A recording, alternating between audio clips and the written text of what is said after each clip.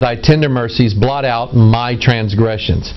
He goes on to say in verse 10, I like this, create in me a clean heart, O God, and renew a right spirit within me. And I like this. When somebody says, when David said, create in me a clean heart, we can't do it to ourselves. We can't create a new conscience. We can't create a new awareness. Everybody's telling you that you're going to create your own world, that it's within you, that's a setup, it's a trap, don't believe it. David was not calling to the God on the inside of him. He was lifting up his eyes to heaven and saying, create in me, O God, create in me a clean heart, O God, and renew a right spirit in me. Lord, you are the creator, and I trust you to give me a brand new heart and a brand new spirit. You come here to our church on Sunday, more than likely you're going to hear us pray for the salvation of Barack Obama and the protection of his family. It's sad that Barack Obama does not believe that the Creator is the one who gives us the rights that we have. And it's sad that he doesn't trust the Creator. I trust him. I have confidence in him. One of our watchers down in Florida sent me this. Pastor Mike, think you need to take a look at this. My wife, she works in a hospital. And I don't know if you visited a hospital lately or a doctor, but all of a sudden they're just telling everybody that all their record systems are going to change. How they're going to put down medical records. It's all going electronic. This was part of the stimulus bill back from 2009.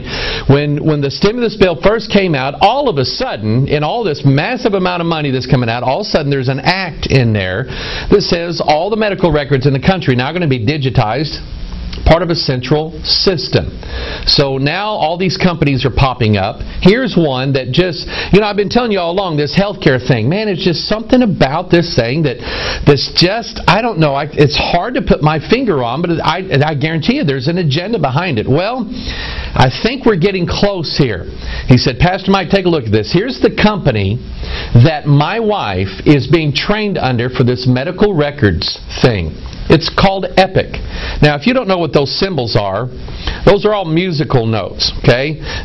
There's a 30-second note, a half note, the sharp symbol, and the bass clef symbol. They all make the word epic.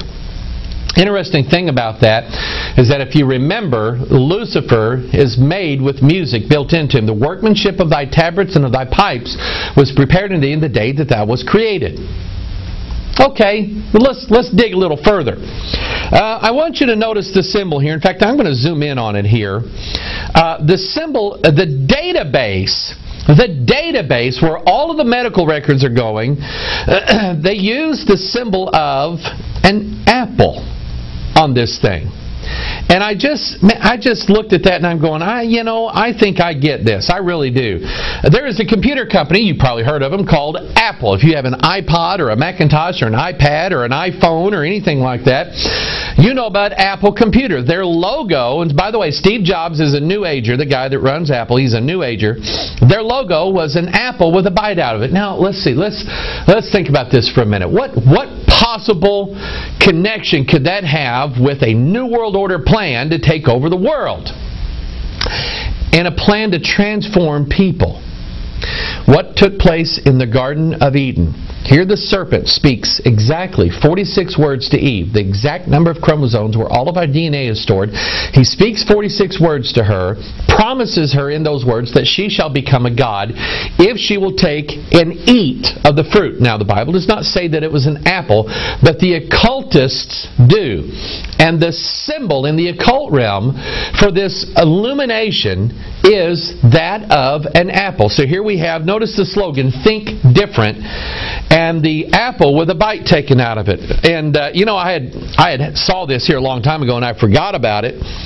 But when Steve Jobs, and I think his name was Steve Wozniak, first built their first Apple I computer, they run ads in these magazines all over the place, and their sale price for the Apple I computer, $666.66. I just think that means something there. The word Avalon.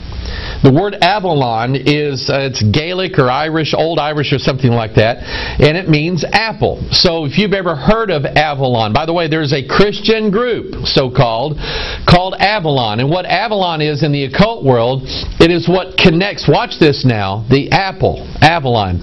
It is what connects what's in the underworld with humanity. Makes sense now, doesn't it? But my problem is, why is a Christian so-called rock group calling themselves Avalon? I don't know. But anyway, something's wrong there. I'm going to go back to this. Zoom in a little bit to their website, the Epic website. And it says, here's their advertisement here. Patients do more with Epic. Millions of patients across their access their records via MyChart. Literally the same chart used by their doctors. Patients can schedule appointments, get test results, and print growth charts. Epic's freestanding personal health record, Lucy, completes the circle. Think about it. Let's see. Why would they name... Let's see, Lucy. How art thou fallen from heaven, O Lucifer? Okay? Still can't quite put my finger on it yet.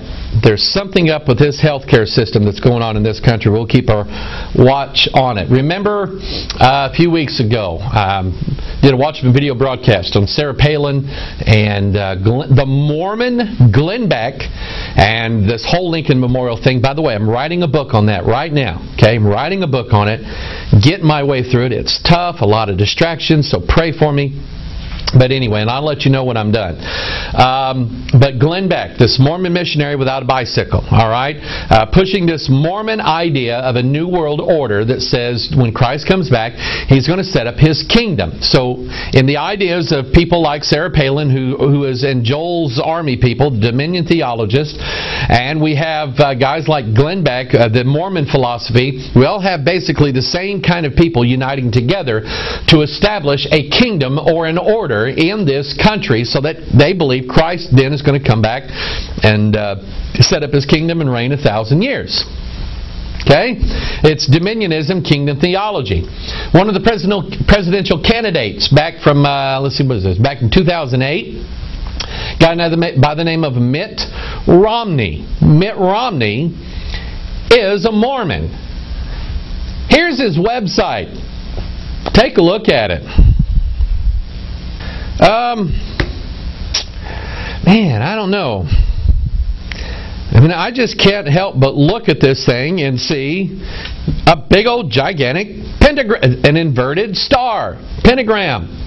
1, 2, 3, 4, 5. Satan's 5-point plan in Isaiah chapter 14, verses 12 through 14. Another interesting aspect is when they are uniting the logo of the pentagram with the letter M. You say, now, Pastor Mike, what does that have anything to do with?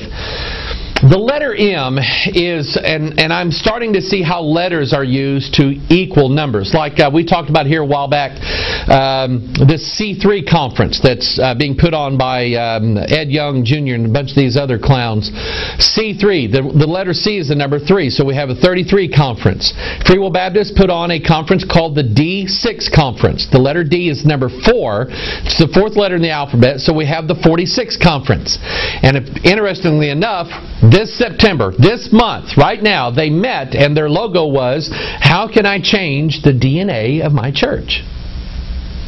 Well, it starts with a new Bible. That's how it starts. That's how you can change the DNA of your church. It starts with a new Bible.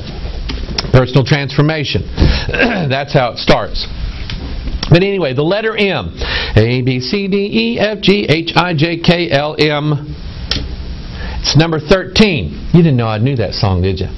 It's number 13. The letter M represents the number 13. What significance does that have? Let's go to Revelation chapter 17, verse 5. 5-point plan. And notice that upon her forehead was written a name. Mystery. Babylon the Great, the mother of